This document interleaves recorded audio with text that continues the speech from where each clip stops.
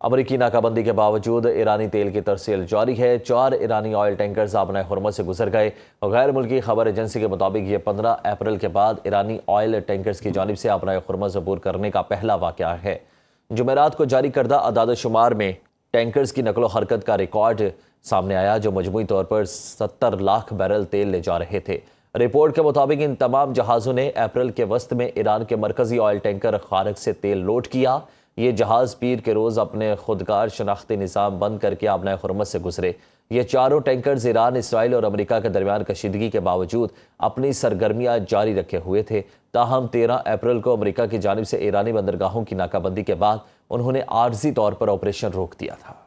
عالمی جوہری توانائی ایجنسی نے ایران سے مکمل تعاون اور جوہری تنصیبات کے معائنے کی اجازت دینے کا مطالبہ کر دیا۔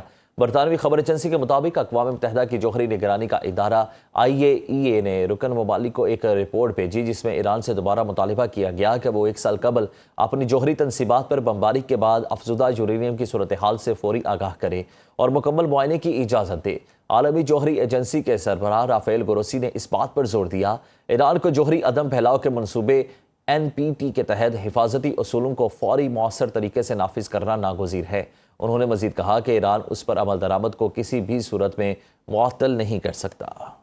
امریکی وزیر خارجہ مارکو روبیو کی کویت کے وزیر خارجہ شیخ جراح جابر الحمد الصباح سے واشنگٹن میں ملاقات۔ امریکی محکمہ خارجہ کے مطابق مارکو روبیو نے اس بات پر زور دیا کہ امریکہ کویت کی سلامتی کے تحفظ، ایران کو جوہری ہتھیار حاصل کرنے سے روکنے اور آبنائے ہرمز میں بحری آمد و رفت کی آزادی کی بحالی کے لیے پرعزم ہے۔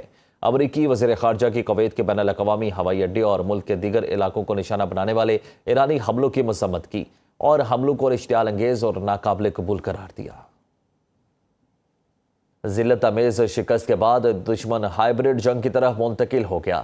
سازش کو ناکام بنانے کے لیے قومی اتحاد، بیداری اور ہوشیاری سے کام لینا ہوگا۔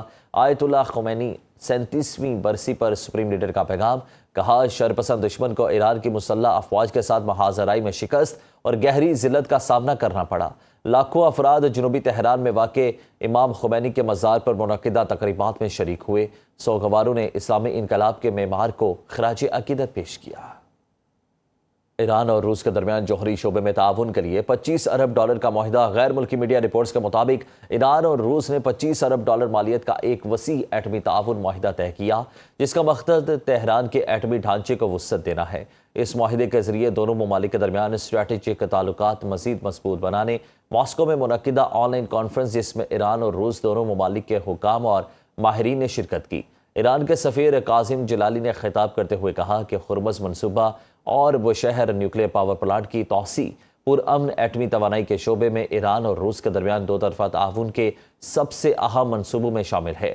ایرانی سفیر قاسم جلالی نے بتایا کہ بوشہر نیوکلیئر پاور پلانٹ اس وقت فعال ہے، جبکہ اس کے دوسرے اور تیسرے یونٹس زیر تعمیر ہیں۔ انہوں نے کہا کہ $25 ارب کی سرمایہ کاری سے چلنے والا ہرمز منصوبہ ایران کا سب سے بڑا ایٹمی منصوبہ ہے، جو ایران کے نجی شعبے اور روس کی سرکاری ایٹمی کمپنی کے تعاون سے تیار کیا جا رہا ہے۔